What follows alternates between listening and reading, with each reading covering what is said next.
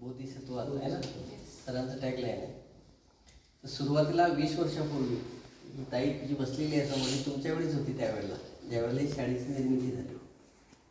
तर अशा वेळेला सर तुमचे जे सर आहेत ढाले सर हे जज आहेत. जज म्हणजे कोण? न्यायाधीश. आणि मॅडम ह्या शिक्षिका होत्या, मुख्याध्यापिका होत्या त्यावेळेला. त्यांनी दोघांनीही नोकरीचा राजीनामा दिला आणि तुमच्यासाठी ही शाळा निर्माण केली. का? तर तुमच्यावर बौद्ध धर्माचे संस्कार व्हावेत, बाबासाहेब आंबेडकरांचे विचार तुमच्या मनामध्ये पेरले जावेत. तर असं उदाहरण आहे का आपल्याकडे महाराष्ट्रामध्ये की एखादा व्यक्ती आपली नोकरी सोडतो, सुखाचं आयुष्य सोडतो आणि जंगलात येऊन राहतो, जंगलापेक्षा डोंगरावर येऊन राहतो. आता मी 14 वर्षानंतर तुमच्या शाळेमध्ये आलो, तर वर चढताना मला अर्धा तास लागला. तुम्ही रोज इथं राहताय, सर इथं रोज राहताय, म्हणजे या कुटुंबाचा किती त्याग आहे, ढाले कुटुंबाचा. कशासाठी? तर तुमच्यासाठी. तुम्ही कोण आहात? तर तुम्ही येणारी पिढी आहात, तुम्ही उद्याचे बोधिसत्व आहात, असं सरांचं ब्रीद आहे. बरोबर? बोधिसत्व कसा निर्माण होत असतो की त्याला बुद्ध बनायचं असतं भविष्य काळामध्ये, येणाऱ्या काळातला बुद्ध. तर तुम्ही असे सगळे बोधिसत्व आहात. तुमच्यामधून सरांना बुद्ध, फुले, शाहू, आंबेडकर घडवायचे. तर तुमचं हे खूप पुण्यकर्म आहे. पुण्य आपण वापरत नाही, पण हा बुद्धिझमचा शब्द आहे. पुण्य म्हणजे कुशल, कुशल म्हणजे चांगलं. तुम्ही चांगलं कर्म केलं, चांगल्या आईवडिलांच्या पोटी जन्म घेतला, म्हणून तुम्ही या शाळेमध्ये प्रवेशित झालेले आहात. नाही तर तुम्ही कुठल्याही शाळेमध्ये शिकले असते. इथे असणारी मुलं संख्येने जरी कमी असले, पण ते उद्या संपूर्ण देशामध्ये नव्हे तर जगामध्ये बुद्ध धर्माचा प्रचार आणि प्रसार करणार आहे. लहानपणापासून तुम्ही बुद्ध, फुले, शाहू आंबेडकर यांचे विचार अंगीकारता. रोज तुम्ही पंचशील ग्रहण करता, त्रिशरण ग्रहण करता, 22 प्रतिज्ञा म्हणता आणि 12 महिने 24 तास तुम्ही या महापुरुषांच्या सान्निध्यात राहता. हे तुम्हाला कुठेही मिळणार नाही. आपला समाज जरी असेल, बौद्ध समाज असेल किंवा बहुजन समाज असेल, तर आपण बाबासाहेब, फुले, शाहू आंबेडकरांना केव्हा आठवण करतो? तर त्यांच्या जयंतीच्या दिवशी आठवण करतो. बाबासाहेबांची जयंती असेल, बुद्ध जयंती असेल, 6 डिसेंबर असेल किंवा धम्मचक्र प्रवर्तन दिन असेल, पण इथे तुम्ही 24 तास त्यांच्या सान्निध्यात आहात. म्हणजे बुद्ध धर्म आणि संघाची छाया तुमच्या शाळेवर आहे.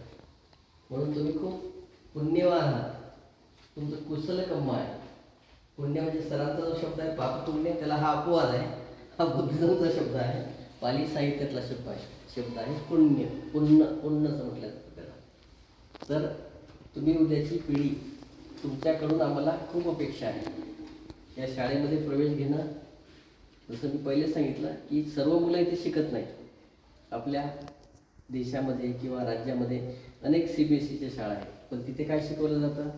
तर त्यांचा अजेंडा शिकवला जातो, त्यांचा अजेंडा राबविला जातो. पण इथे फक्त बाबासाहेब, बुद्ध आणि फुले, शाहू आंबेडकर. म्हणून तुम्ही उद्या घडणार कोण आहे? तुम्ही तर बाबासाहेबांचे पायी होणारच आहात, पण त्यासोबतच तुम्हाला उद्या डॉक्टर बनायचं आहे, इंजिनियर बनायचं आहे, वकील बनायचं आहे, सरांसारखे न्यायाधीश बनायचं आहे, मॅडमसारखं टीचर बनायचं आहे, IAS ऑफिसर बनायचं आहे. तर यासाठी तुमचा पाया भक्कम असणं गरजेचं आहे. तुमच्यावर तुमचे आईवडील तुमच्यावर प्रचंड प्रेमही करतात आणि खर्चसुद्धा करतात. त्या खर्चाचं फलित काय? तर उद्याचा तुम्ही तुमच्या पायावर सक्षमपणे आणि भक्कमपणे उभे राहणार. खाली आपल्या लोकोत्तरा महाविहार आहे. ज्यावेळेस आपण व्ह्यू पॉईंटवरून खाली बघतो तर आपल्याला बुद्धाची मूर्ती दिसते. म्हणजे बुद्ध छाया तुमच्याकडे नेहमीच आहे की नाही? थोडं पुढे गेली की अजिंठा लेणी आहे, जिला जागतिक वारसा केंद्र सेंट्रलनं घोषित केलेलं आहे, युनोने घोषित केलेलं आहे. युनोने अशा ऐतिहासिक नगरीचे तुम्ही रहिवासी आहात, विहार करता. म्हणजे शाळा तर आहेच, पण हा विहारसुद्धा आहे. म्हणजे एकाच वेळेला तुम्ही उपासक आहात, उपासिका आहात, भिक्खू पण आहात, अनागारिक पण आहात, कारण तुम्ही तुमचं घर सोडून इथे आलेलं आहात.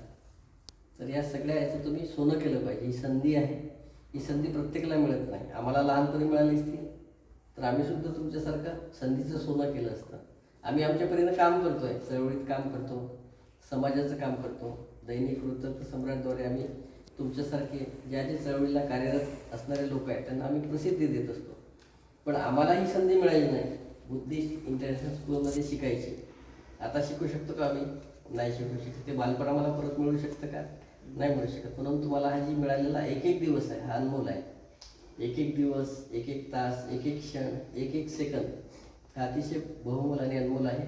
त्याचं तुम्ही चीज करावं आणि आपली शाळा ही संपूर्ण देशभरात कशी पोहोचेल यासाठी तुम्ही सुद्धा माउथ पब्लिसिटीद्वारे प्रयत्न करावे. एक विद्यार्थी हा मेसेंजर असतो. बुद्धाचा धम्म कसा वाढला तर त्यांनी भिक्खुसंघ निर्माण केला आणि भिक्खुसंघ संपूर्ण देशासह जगभरात पोहोचला. त्यांनी तिथे तिथे धम्माचा प्रचार आणि प्रसार केला. तसंच तुमच्यावर सुद्धा ही जबाबदारी आहे की मी या शाळेमध्ये शिकत आहे. बुद्धिस्ट इंटरनॅशनल स्कूल ही संपूर्ण देशामध्ये, संपूर्ण राज्यामध्ये आणि जगामध्ये सुद्धा पोहोचली पाहिजे आणि अनेक विद्यार्थी तुमच्यासारखे या ठिकाणी प्रवेश घेतला पाहिजे. यासाठी आपल्याला सगळ्यांना प्रयत्न करायचे आहेत. मी सुद्धा तुमच्यासारखाच एक कार्यकर्ता आहे आणि आपल्याला सगळ्यांनी मिळून हे काम करायचं आहे. आयुष्मान ढाले सर, ढाले मॅडम, आमचे ताई सर, जावई बुवा आणि आमचे भारतजी यांनी या ठिकाणी मला बोलवलं, तुमच्यासमोर बोलण्याची संधी उपलब्ध करून दिली, त्याबद्दल मी सर्वांचा आभारी आहे. जय भीम, जय प्रबुद्ध भारत.